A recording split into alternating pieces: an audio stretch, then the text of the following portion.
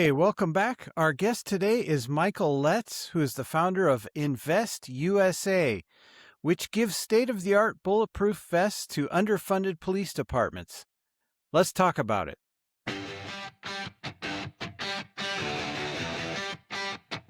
Flip on the switch, feel the static clear, naming the glow, yeah, the reason we're here. From the edge of the map to your kitchen chair, he's talking wild truth like he owns the air. Out past the highway, out past the mall, where the sand keeps secrets, you can hear that call. It's the Bruce Collins Show. The buried up broadcasting, taking control from the desert wind to your radio. We're the loyal knights of the wobbly table, laughing loud, keeping legends stable. Yeah, the Bruce Collins Show. Funeral rides high over dust and stone, stories like sparks in a cyclone. Strange little kingdom made of coffee and chords, where the late night callers become the lords. Crowns made of stickers, capes made of flannel, we pledge our oaths to the glowing panel. It's the Bruce Collins Show. The buried up broadcasting, still in the glow, from the desert wind to your radio. We're the loyal knights of the wobbly table, raising mugs, making myths and fables. Yeah, the Bruce Collins Show.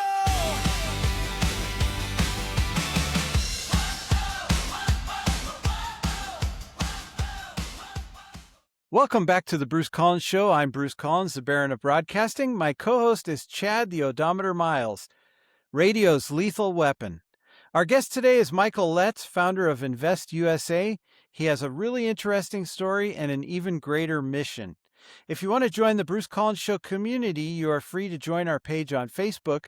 And also, we always appreciate it when you like our videos and subscribe to our channel here on YouTube. I also have another YouTube channel called Bruce Collins Reacts and Stuff that you may also enjoy. And now, on with the show. Let me introduce my co-host, Chad Miles, and also Christopher Cartwright. Hello, gentlemen. Hey, Bruce. Hello. The studio looks different tonight. Oh, yeah? Do you have your glasses on? Yes, with my glasses, I have 20/20 vision, but usually in hindsight. Hey, guys, I'm going on vacation soon. Have you figured out where you're going? Wait, let me guess. Okay, go ahead. Last night, I put a map on the refrigerator and I threw a dart at it to see where I would go on vacation. So where are you going? Apparently behind the fridge. You're not good aim, are you? So where are you going for vacation, Christopher? I am going shark sightseeing. We've got a few lawyers here. That's not what he means, Bruce. No, we're going in the big cage and see sharks up close. Whoa. Will you be dropped into the ocean? Don't be ridiculous, Chad. You know where sharks live. Yeah, where's that? Finland. Bruce, sharks live in salt water. Impossible. Salt would give them high blood pressure, and pepper water would make them sneeze. Chad, I think it's time for the dumbest news of the week.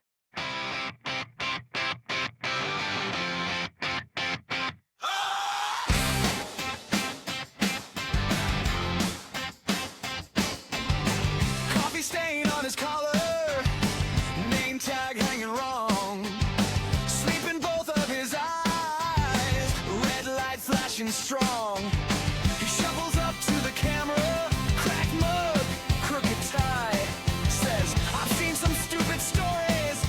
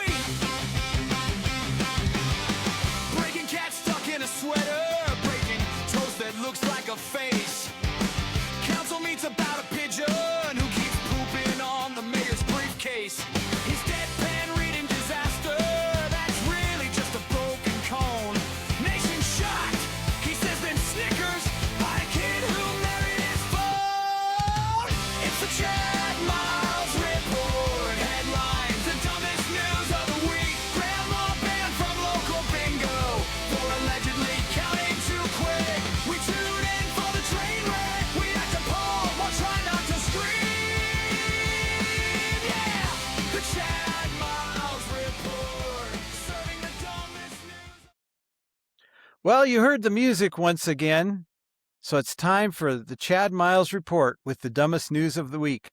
Chad, take it away. Article number 1. Anton Gelona, age 25 of New York, was arrested for driving while intoxicated when he drove to a local police station to pick up a friend who had been arrested for, wait for it, driving while intoxicated. Fox 8 Cleveland reported on May 20th that when Gelana arrived at the police station, he drove into a restricted area. An officer came to check on him and quickly issued a field sobriety test before placing him under arrest. Jelana's license was revoked, and he is expected to appear in a court date later. Yeah. Blind That's- leading the blind. Yeah. When they get released, what are the odds that the third person will be sober? I got somebody coming to pick me up. Don't worry. Don't worry about me. It's like Russian roulette. Article number 2. Vernus Mayhew, age 45. I love that What a name. name. I'm going to name my Yeah. dog that. Whose parents named their kid Vernus? Vernus. He's only Vernus- 45. Usually that's like a 95-year-old. Yeah. 195. He was born near the furnace. Vernus. Vernus Mayhew, age 45 of Dixon, Maine, was arrested after calling 911 4 times to request a beer delivery. Oh my WGMU gosh. reported on May 7th. I was drunk and I was trying to be funny, Mayhew said. And apparently he thought the joke was getting funnier each time he called. Hey, I'm going to do that again. That was great. I'm going to go pick up my friend later. The Penobscot County Sheriff's Office was not amused. This was a serious matter that negatively impacted public safety resources, including the Regional Communications Center and deputies, Sheriff Troy Morton said. Mayhew was also charged with assault, but says that part didn't happen. What? Video recorded by Mayhew's daughter shows a physical altercation with police, but Oh, that daughter's in trouble for filming that. a few seconds are out of frame, Oh, with differing accounts of what transpired. Police say Mayhew attempted to put one of them in a headlock. Mayhew denies it. that's crazy. He was released from the Penobscot County Jail after paying a $750 bail. Wow. Vernus- Everybody knows the police always love a good 911 prank call. I'm going to call one more time. Then I'm done. Guys, watch this. It's going to be great. Yeah. The audience came to him. Article number 3. A man who purchased a bag of greens from Woolworths in Western I Australia. didn't even know Woolworths was still around. I thought the Apparently same only in thing. Australia. Wasn't that the place that used to have the diner in it? Yes. Yeah, Yeah. Now they're just Wow. in Western Australia, I guess. apparently. Found more green than expected inside, reported 102.5 ABC Perth on May 17th. The Australian man, unnamed in the report, everybody else is named but this guy. The Australian man, unnamed in the report, opened the lettuce and discovered a small frog among the leaves. He's the I most saw the casual. video. Oh, Yeah. he's the most casual Australian ever. He's like, bro, I've got lettuce, like a frog in my lettuce. His roommate, Laura Jones, that was attempted an Australian accent. Or nor. His roommate, Laura Jones, a native New Zealander, said. Jones shared a video on TikTok where millions of viewers caught a glimpse of the amphibious stowaway. It's quite a decent-sized frog for a big adventure, Billy Lapine, another roommate, said. Everybody's named in this article except for the guy who Except for found the it. man that found it. The bag of lettuce does not have holes. The bag of lettuce does have holes in it to keep the produce fresh, so he had a snack and some air on his way over. The trio named the frog Greg. Even the frog has a name, and released him at a nearby dam. Woolworths said the incident is under investigation and glad it is an isolated event with no other reported cases. I'm just glad Greg is back in his natural habitat, Lapine said. Crocodile Dundee was quoted as saying, "That's not a frog. This is a frog." They released him near the dam because that dam was put together with a lot of rivets. Oh, wait, I mean rivets. Article number 4. An Atlanta neighborhood is dealing with an unusual kind of pest, empty Waymo vehicles, autonomous driverless cars owned by Alphabet Incorporated, circling cul-de-sacs, ABC News reported on May 15th.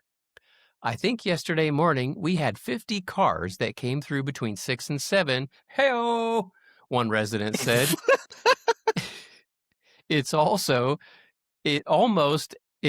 every little cul-de-sac in our area, so I think that's a problem, said another. The glut of robotaxis worries residents. We're families, we have small animals and pets, we've got kids getting on the bus in the morning, and it just doesn't feel safe to have that 50. traffic. Why are all the autonomous cars going through the cul-de-sac? Are they just like going in circles? It's like a parade. One That's neighbor insane. even tried putting up their own sign to deter the vehicles, but it caused a traffic jam of Waymos turning around to get out. Oh my Residents goodness. have attempted to reach out to local and state officials as well as to Waymo itself. In a statement, Waymo said that it is committed to being good neighbors, and we take community feedback seriously and have already worked with our fleet partner to address this routing behavior. At least it'll be better someday when they have robots, because the robot can roll down the window and say, "Sorry, dude, I'm lost." But it's kind of creepy when a car's driving around without a person in it. Maybe That's they could put a weird. restraining order on autonomous vehicles. Did it Have say you ever where it seen was? one? Yeah. Oh It was in yeah, Atlanta. they have them all over Phoenix.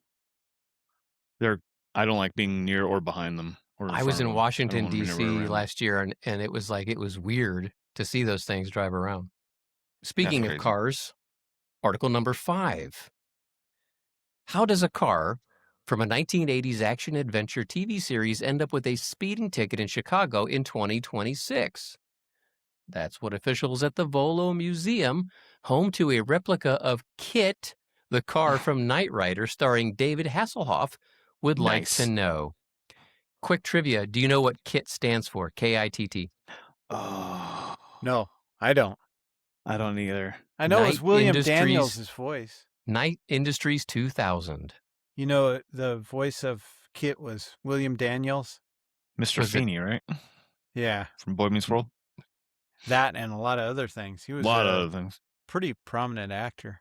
He's great in 1776. Oh, that movie's so good. The Associated Press reported that the museum recently received a $50 speeding ticket for a car matching KITT's description, going 36 miles per hour in a 25 mile per hour zone in Brooklyn on April 22nd. The museum got the ticket. The black Trans Am even had the California license plate Knight, the same as KITT on the show, and the museum's replica, which is unregistered. Huh. The fact that we're legally tied to a movie prop is interesting, said Jim Wajdala, the museum's marketing director. We're known for having our Hollywood cars from TV movies, but I have no idea how we got a registered ticket in New York to the plates in California to the Volo Museum in Illinois. Oh, We're my still goodness. trying to figure it out. Amateur replicas of KITT are not uncommon. A Facebook group for people who own one has about 19,000 members, Wow. and 5 original KITTs remain out of the 20 built for the show. Cool. The Volo Museum officials are challenging the ticket, but haven't lost their sense of humor over the situation. Quote, "Does anyone have Hasselhoff's number?" They posted on social media. He owes us $50. That's really strange, though. It has to have been a duplicate. Oh I yeah. would think so, yeah. But, what were they doing? Fighting crime anonymously? You I don't never know. know. That was in California. No, the ticket was issued in Brooklyn, right? Oh yeah. That's Yeah, right. the museum is in Illinois, but the ticket was And the in car was New there. York. That's And- crazy. but the car had California plates because that's where KITT was from. And How would they know to send it to Oh. the museum? yeah, So weird. How is that car registered? You know, it would depend on how that car is registered. So that car in Illinois must have the real plates that say Kit that are registered with the DMV Mm-hmm. because they had to have traced it somehow, right? Right. I would think so. So yeah. the car they pulled over and gave the tickets to or whatever, maybe they didn't pull him over. They just was it a It's probably a camera. yeah. That was a fake plate, right? Just said Kit, California. So they traced it in California, and the DMV saw that it was in a museum in Chicago. That's what I would say happened. Which is funny because there's like 4 in Universal Studios. So why didn't they send it to them? Unless those don't actually have a DMV plate Yeah, that's to, true. as Kit. There must be Drivable. one as I don't know. That may not even be the case. That may not be what happened. Universal Strange. It's so Studios, funny. like the theme park in Florida, or Universal Studios in California? California. There's 4? There's at least 4, yeah. Wow. I've seen a lot of them there. Used to go You every remember the weekend. steering wheel in Kit? It was like a like an airplane yoke thing. Oh yeah. It was really cool. Yeah. I thought that was the coolest thing when I was a kid. Good stuff. Awesome. Well, Christopher and Chad, thank you so much for joining us this week. We'll see you next time. In the meantime, our guest tonight is Michael Letts with Invest USA, and we will be right back with that interview in a moment.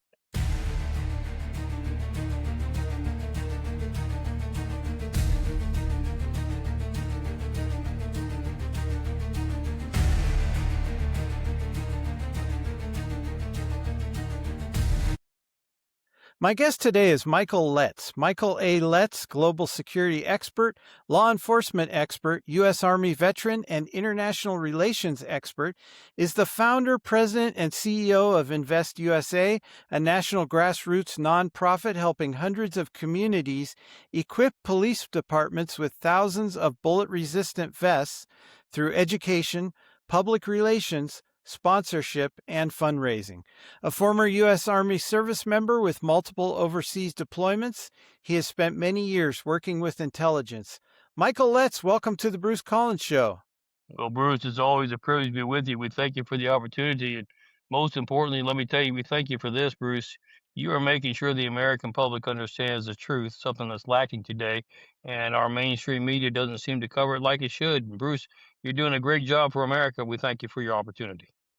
Well, thank you, Michael. And I noticed you have some guests in the back seat, and you're also the first guest I've ever had that's remote.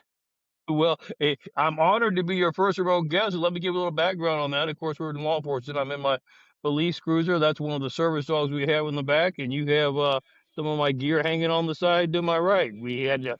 I we had you scheduled to be doing this from a studio, had a call that we needed to take, and so we're doing it remotely. But thank you for willing to cooperate with me, Bruce.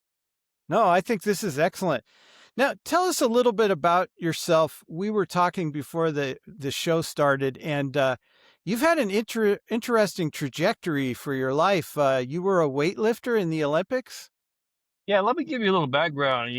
People, what we tell the media all the time. My parents were missionaries, so I actually grew up in Guadalajara, Mexico.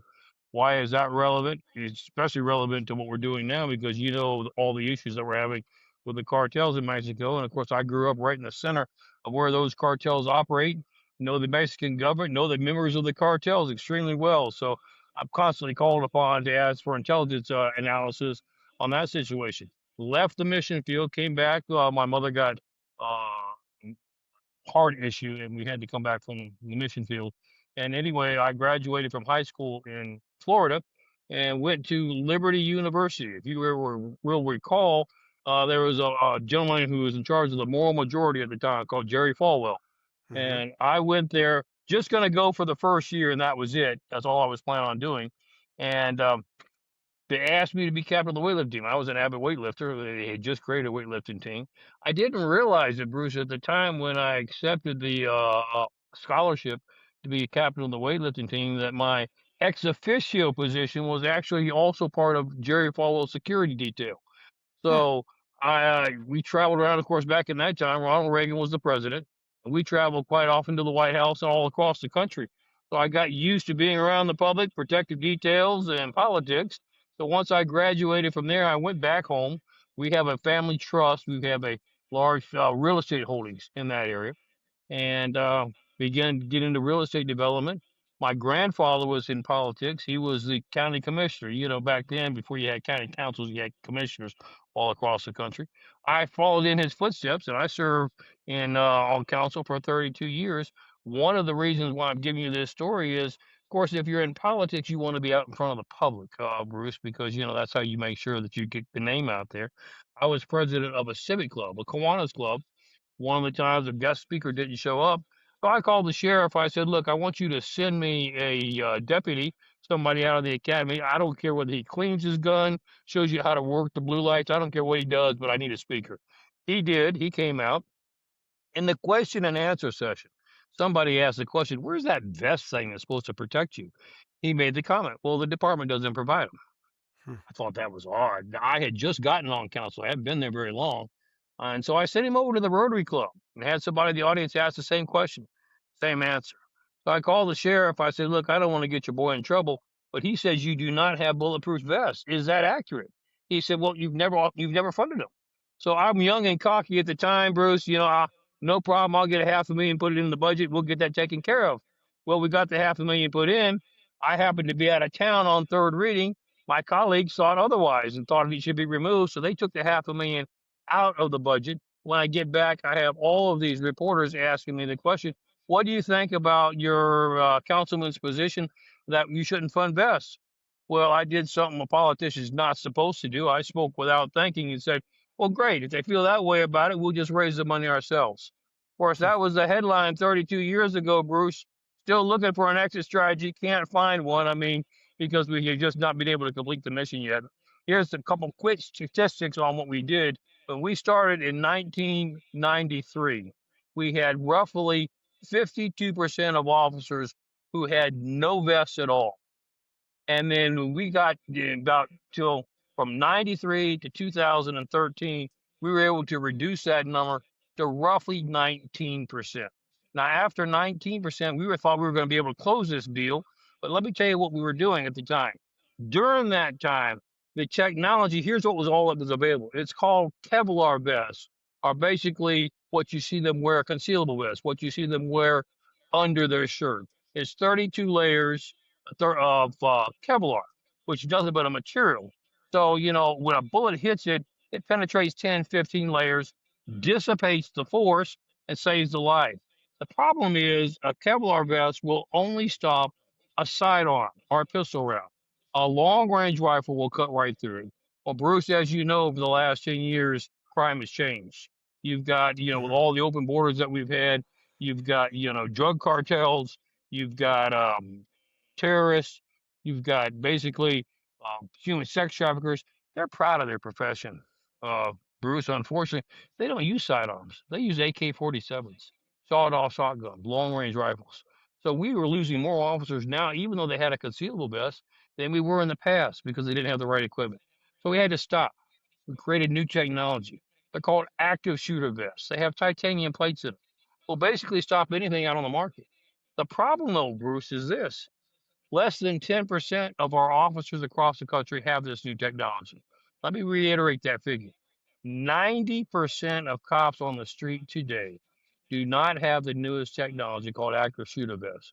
So when you see on the newsflash, active shooter at school, mall, wherever it may be, you need to understand that those officers that are running in to deal with that situation very clearly understand one thing, that if that active shooter hasn't taken his own life and they get into a gun battle, they're at a severe disadvantage.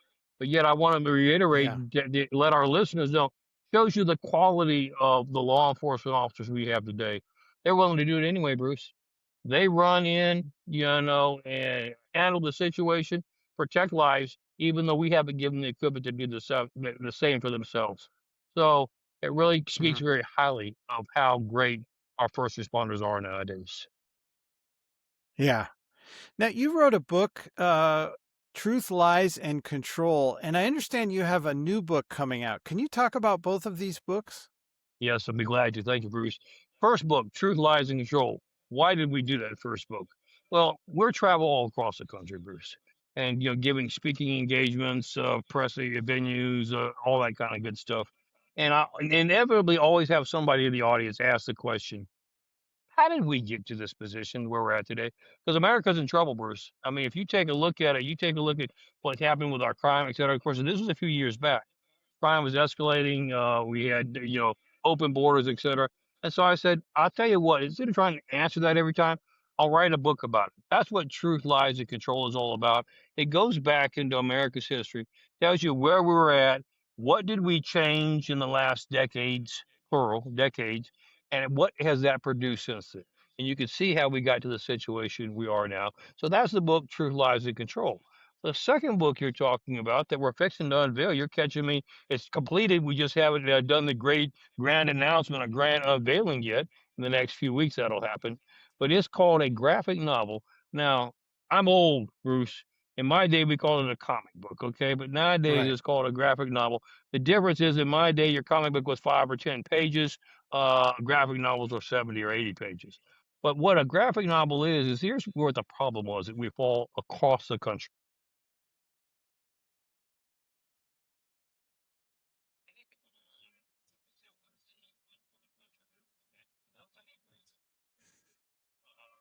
Okay, evidently we got bumped for a second, but now we're back on recording, I believe. So Hmm. we have this graphic novel. The biggest problem in law enforcement today is that we have nobody that wants to wear the badge. And of course, it's easy to understand why is that, Bruce. Take a look at what the mainstream media portrays law enforcement. We're racist. We're thugs. We are taking kids off the street and deporting them back. Whatever it is they can do to make a bad impression, that's what they're doing with law enforcement. So when you look at it, you look at the fact you're not going to be a multimillionaire by going into law enforcement. It doesn't pay that well. And you look at the risk that you take. Why would you want to wear a badge? And so we're having a difficulty recruiting new people for the people that are retiring. So this is what we decided to do, Bruce. We've created a graphic novel or a comic book. It's called Bulletproof, and it has three superheroes: a law enforcement officer called Michael Stone, a EMS worker called Karen Hart, and a firefighter called Jimmy Flame. And they are members of actual departments who are out solving crimes, dealing with the issues on a daily basis. But there's one little catch: they have special abilities, some special powers that nobody else knows about that comes to play in helping them get through some of these situations. I know America's going to love it. We're doing it to get it into the hands of kids, especially so that they get a different perception of law enforcement and understand it is a noble calling and it is certainly something that's honorable. And we want to encourage them to help serve their communities and be a part. Hmm. Excellent. Now, your organization, of course, is Invest USA. Tell us more about the mission of your group and where have you seen firsthand the impact of it? Well, I will tell you this, Bruce. Invest USA was started in 1993, as I said, 32 years ago. But its main focus and goal was to make sure every officer had a bulletproof vest to be able to come home safe with their families. Now, remember at the time, the only vests available were concealable vests. Of course, now we're doing active shooter vests, which provide better protection. But let me tell you what's happened since we started this 32 years ago. Not only have we saved literally over 4,000 officers have been saved by this technology. That's a lot of lives, a lot of families saved. We've given out over 19,000 vests so far to date, raised over $7 million.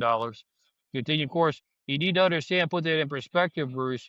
We have roughly 750,000 officers across the country. So while giving away 19,000 sounds impressive, we still got a little ways to go. But, hey, you always got to start somewhere. Doesn't do any good to complain if you're not willing to solve the problem. So that's what we're doing. Mhm. That's what Invest has been doing. But some of the other quick things I wanted to mention, never did we realize this, Bruce, and I know your listeners will want to know about this. When we started handing these out, we were doing press conferences and handing them out. Of course, I would have the public come help me hand them out. Kids would hand them out to officers. You've got officers, big tough cops that break tears saying to the reporter, never knew that anybody cared. We do see the worst of the worst. We see the horrible things that happen every day, and we didn't think anybody cared. And the fact that somebody cares enough to make sure I come home to tuck my kids in at night is just heartwarming. And that's one of the biggest things we've seen is a change of morale and a boost in the performance of our officers because they can now see the community cares about what they do. Makes a huge difference. Mhm. So, has the stress on law enforcement officers changed drastically in light of the left's abusive rhetoric and their actions in recent years? No question about that, Bruce. I mean, let me tell you, because of the fact of what has occurred by the leftist liberals, is they have portrayed law enforcement as they're going at it trying to eliminate law enforcement.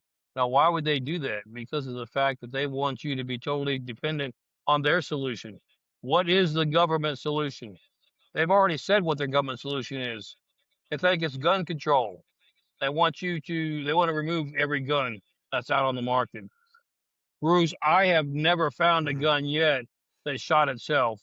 But for some reason, the leftist Right. media thinks that the gun themselves shoot it and not the people behind it are responsible. But that having been said, so they're attacking officers. How are they doing it? You remember they started with the defund the police movement. We're going to do away, not pay them anymore. Then they started off from there with we're going to go after their performance. We're going to put in regulations and policies that nobody can meet. You said, what are you talking about? They wanted civilians to come in, Bruce, and tell you how to do the job. If you grab a person the wrong way, you remember you're struggling for life and death. Every second makes a difference as to which one of you goes home. They want you to remember now you can't hit him from the right, you got to hit him from the left or this or that, the other. Things you could never remember in performance. And if they find out you didn't do it the way they wanted you to, they charge you, not the criminal. And so they attempted to destroy law enforcement that way. Now they're attempting to do it a new way. And what is that they're attempting to do? They're trying to make us through the media feel like law enforcement is a horrible profession. You're laughed at, you're scorned, you don't want to be associated with it. That's where we get into the issue that we talked about with our young people. Nobody wants to wear a badge anymore, Bruce. And why would you with that kind of media coverage? Mhm. Absolutely. Again, we're speaking with Michael Letts. He's the founder, president, and CEO of Invest USA. And Michael, while we don't agree with woke leftist desires of dismantling law and order and some of the ridiculous defund the police ideas, do you think police reform is needed? And if so, in what way? Yes, but let's define what reform means. You Mhm. see, they say that law enforcement are, they're bad people. They're not bad people, but they do raise a point. Law enforcement sees the worst of the worst every day, day in and day out. We know for a fact, Bruce, that combat veterans get PTSD, post traumatic stress disorder.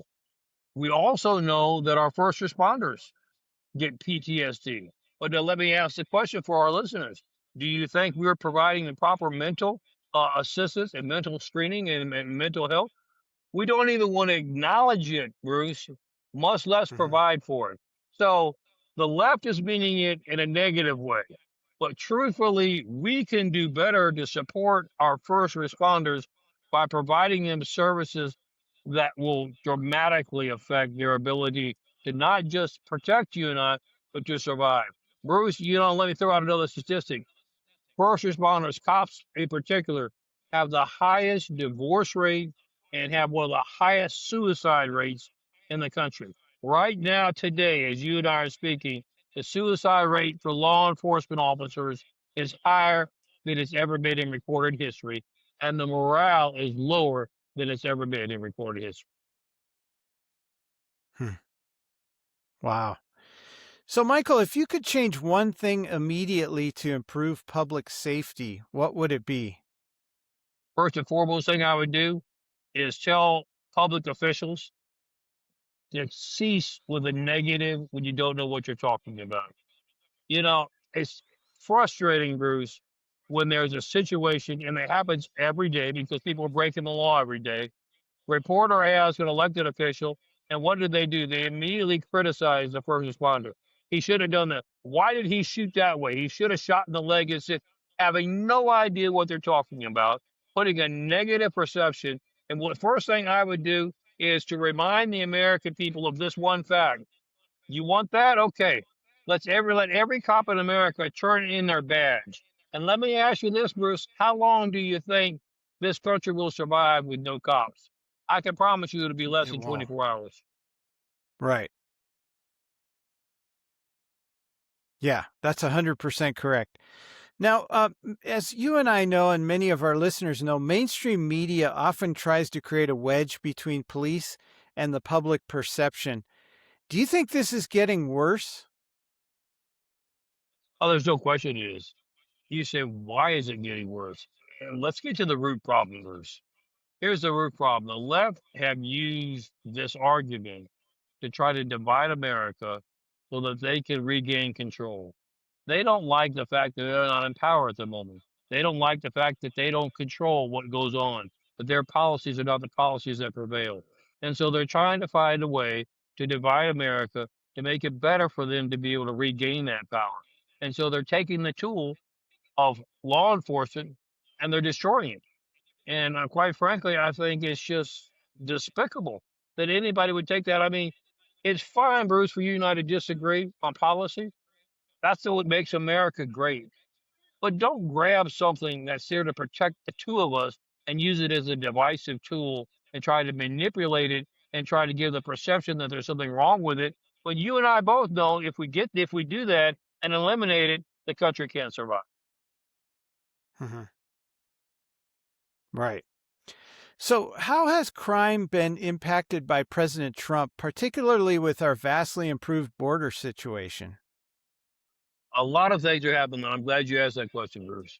First of all, we've got the borders sealed down to zero, and that's the southern border. You do need to understand Mhm. this. There's been a migration of those that are trying to come across through the northern border now. That's Canada. So it's not like we don't have any illegal immigrants coming in, but they've been drastically reduced to zero on the southern border, and it's unfortunately gotten a little higher in the northern border, but we're working that. Of course, as you know, the northern border is a lot bigger than the southern border is. Mhm. So we're working that. But that having been said, what's going on with the crime issue? We've been able to reduce crime. You know, we have the lowest homicide rate that we've had since the early 20s, not 2020, 1920s. It's gone down that low, the homicide rate. However, there are some things that have increased. It's interesting, mass shootings are up by 26%. What does that mean for you and I? Mass shootings are determined to be anybody that an assailant that kills more than two people in the same incident, okay? Now, where are we seeing mass shootings occur? School shootings. You're seeing them, in malls. You're even seeing them in domestic violence situations. You had the ex-governor of our ex-lieutenant governor of Virginia, who shot himself and his wife in front of his kids. You had the Shreveport just recently shot seven of his kids and a cousin. 8 kids were killed in this one situation. What is wrong that we're not catching? Here's the issue. Let's take a look at it for just a second, Bruce. What happened in a lot of these school shootings? When you go back and we pull the facts, a lot of these were being caused by transgender uh, teens or older transgender. You say, are you picking on them? No. Let me tell you, I'm identifying the problem. Transgenders are given hormonal therapy. That's standard, okay? If you've ever been, and of course, your background, I think you said you did some involvement promoting wrestling or things along those Right. lines. You know for a fact, me being involved with weightlifting, all those kind of things, you've been around people who take steroids. I'm talking about guys who take steroids. There's a thing called steroid rage, okay? Mhm. And it just happens when you're messing with the hormone system. Well, what are we doing with transgenders? They're messing with their hormone system, so you can expect them to have issues because of that. Nothing has been done to address that issue nationally. That's one of the reasons why we have an escalation in mass shooting things. When we talk about Shreveport, this person had just been come out of, he'd been dismissed from the National Guard, and he had come out from a sentence for road rage, or actually the charge is discharging a firearm. What he did was he got mad in a road situation, pulled up next to the person, pulled out a pistol, fired 5 times. The real problem, he didn't hit anybody in the car, but the real problem was, Bruce, they were sitting at an intersection where a school was in recess. Kids were Hmm. playing in the schoolyard. Thank God nobody was hurt. But here's the point. When are we going to start implementing policies that we, especially when you're dealing with anger issues and criminal elements, that we make sure we have a look at a mental evaluation when you get out and take precautionary measures if we have to. You know, if you're dealing with domestic violence situations, you've been locked up for domestic violence, or what we just talked about, you're on hormonal therapy, uh, Bruce, you don't need to be carrying a firearm and having those issues at the same time. It leads to disaster. So there are things that we should be doing that we haven't been doing, and quite frankly, we're going to have to do a better job of it if we're going to provide safety and security for America. Yeah, and yet the Democrats and their mouthpiece, the liberal media, come out and they always blame the gun. They do. You know, you and I were joking earlier, and I think I even said it on your show. I keep being told about all these guns that are killing people, but I've never found one that shoots itself. They must be out Yeah. there somewhere because the leftists keep referring to them, but I've never seen one in my entire career, Bruce. I've seen plenty of people who shoot with a gun and should be held accountable for their actions. I've never seen a gun do it on its own. And the statistics don't really support the idea of taking away people's guns because the most pro gun control cities, like Chicago, are murder capitals. Oh, you're exactly right. It's interesting. We were talking about you raising your previous question how we're bringing crime down. You know, one of the things that the president has done is making sure we have what we call show of force. He's brought in the National Guard in areas to where we just didn't have enough officers. D.C., Memphis, Chicago's begging for it. Its leadership is Democratic controlled. They don't want it. But everywhere that we have done it, Bruce, you've seen the crime reverse itself just amazingly, statistical wise, go down because of it. It works. Here's why Mhm. it works, Bruce. Criminals are not stupid. They want the least area of resistance. And if they go into an area where people are armed, where there's a high presence of either National Guard, law enforcement, etc., they say, you know what? I'm going to find an easier place to go rob somebody. I'm not willing to take the risk. And it works every single time. So that's what we have to make sure that we are aware of is that the president is using the position to make sure that we have enough force out there to curtail criminal elements. And we have a populace on the left that doesn't seem to want to acknowledge that, that doesn't seem to want to provide credit. I guess that's what's kind of frustrating, Bruce. So much is being done to try to make the American people safer, and yet it's all we get out of the left is criticism for it. Yeah, it's insane. Again, this is I've been speaking with Michael Letts of the founder, president, and CEO of Invest USA. Now, Michael, last question: where can people go to find out and support your organization, Invest USA? Well, if they go to our website, that's WWINVEST investusa.org. Remember, it's a charity, so it's .org. Here's what they'll find. They have the opportunity to make sure that they can contribute to help an officer buy vests. And here's what I tell people, Bruce. I don't care if you can only give 50 cents or a dollar. Why would I say that? Because here's the main objective that I want law enforcement to hear. We have 330 million people in this country.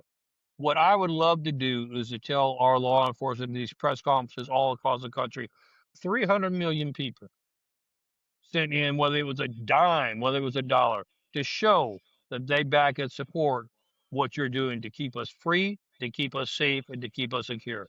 So that's the purpose. Make sure that you go, first and foremost, if you can, donate anything possible to help put a vest on a cop. The second thing that I would ask you to do is doesn't cost you a dime. When you're out and about, if you see a cop, you see a firefighter, you say a couple words. Thank you for your service. That's all you have to say. Thank you for your service. You remember I told you we have the lowest morale? Because we see the worst of the worst and we don't think anybody appreciates it. We need to change that Yeah. perception, Bruce. Show people, just tell them. It doesn't take but a second. Didn't cost you a dime. Thank you for your service. And the third thing that I want you to be able to do is on the website, you'll see everything that's happening legislative wise across the country and how it affects law enforcement. I tell people this all the time. Who cleans up the messes? I mean, when Congress passes something and it doesn't go right, it usually ends up with a problem with people on the street that we have to go in and defend, protect, clean up. So make sure you follow what's going on. Make sure you stay involved politically. Get us the right people in Washington, locally, and on your city councils, county councils, people that care about you, and they can show they care about you by supporting first responders and law enforcement. They don't care about you, Bruce, and they don't want you to be safe, and they don't want you to live. You can't live in a lawless society. So make sure that the people you support at the polls are people that really care about you and they want to provide and take care of our first responders. Mhm. Now, I heard a rumor about a movie. Are we able to say anything about that? Yes, we're in the process now of we've got a number of things. We talked about the graphic novel, how we're trying to reach young people. That other quick thing I want to throw in there. Another thing we're doing for young people is we're going to go all across the country and create charter schools so that when you graduate from high school and get your diploma. You'll have a diploma, you'll have an associate's degree in one of three tracks. You can either be graduate as a certified class 3 law enforcement officer, a certified firefighter, or a certified paramedic. What a great thing to do to be able to graduate at 18, walk across the street and get hired immediately, or have that as a skill that you should be able to fall back on should you ever need it down the road. So that's what we're doing to help try to make sure that we get this changed image that our young people see the value in being of service and being a first responder. The other thing we're doing is we've got a movie coming out. It's called Permission Denied, Trace 4. And if you will recall, there was a disaster in Afghanistan when we tried to withdraw from Afghanistan. First time in American history, we left Americans behind. What they don't understand is we had a youth group there, 15 young people, 5 chaperones who were left behind. The government at the time, the administration of that time, refused to even acknowledge that they were there, gave no assistance in getting them out. So they asked me to kind of give some direction, some advice, some assistance. We checked into it, Bruce, found out they had already been marked by the Taliban. They had probably 72 hours before they would have been captured. God only knows. Well, I know what would have happened to them. They'd have killed them. So we quickly put together a program to do on our own to go get them out, covert operation. Why is that important to invest, and why are we tied into it? You get a kick out of this. 80% of cops are former military. And so we've got plenty of officers who are former special forces who answered the call, put together the team, and we went in and took care of business. And it's going to be one of the most dramatic, exciting movies that's come out of the California industry in decades. You won't want to miss it. Excellent. And again, the graphic novel is called Bulletproof, and your website is investusa.org. Michael Letts. Michael Letts, this has been a real honor. I hope I can have you back sometime. We'll look forward to it. And next time, instead of having y'all join me on a ride along, we'll do it in a studio to where it's a little more quiet and not quite as shaky. But thank you for your willingness to be involved. And thank you. Let me take this opportunity to thank your listeners for supporting our first responders. And to those first responders that are listening, God bless you. God bless America. Together, we're going to be victorious as we recover this country and have big, prosperous years in the days ahead. Hey, thank you for joining us this week. Really appreciate it. If you would, please like this video and subscribe to the Bruce Collins Show channel. That helps us a lot with the algorithm so we can spread this show over many eyeballs. Also, I have another channel if you're interested. It's Bruce Collins Reacts and Stuff, where I look at some of the mysterious, interesting videos out on YouTube and I react to them. I think you'll like that too. In the meantime, we'll see you next week. Thanks for joining us. Take care.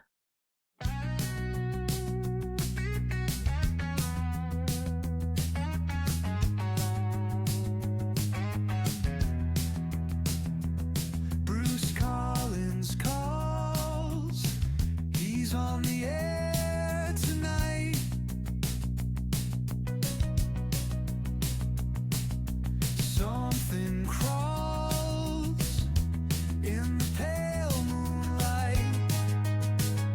Oh, turn on the radio, the Bruce Collins Show, the Bruce Collins Show, the Baron of Broadcasting.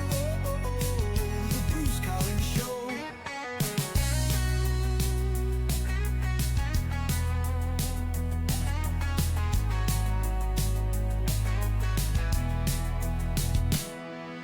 Chad Miles laughs, a wicked twisted sound. Aftermaths of souls that can't be found. Oh, turn on the radio, the Bruce Collins Show, the Bruce Collins Show, the Baron of Broadcasting. The Bruce Collins Show.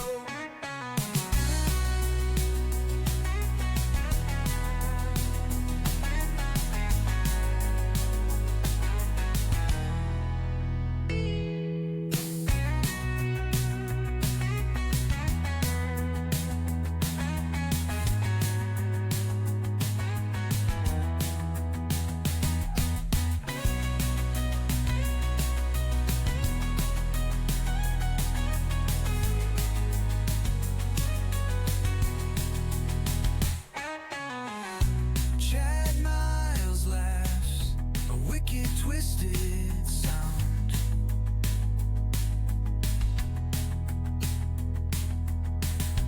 Aftermaths of souls that can't be found.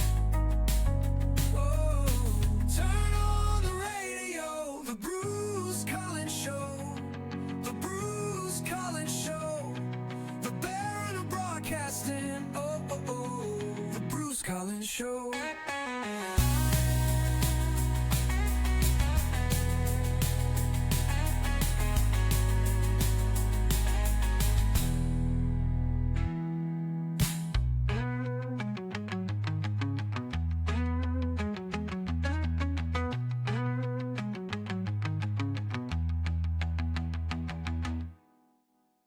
It's a wrap, falafelites. This has been a Bad Yodeler production. Good night.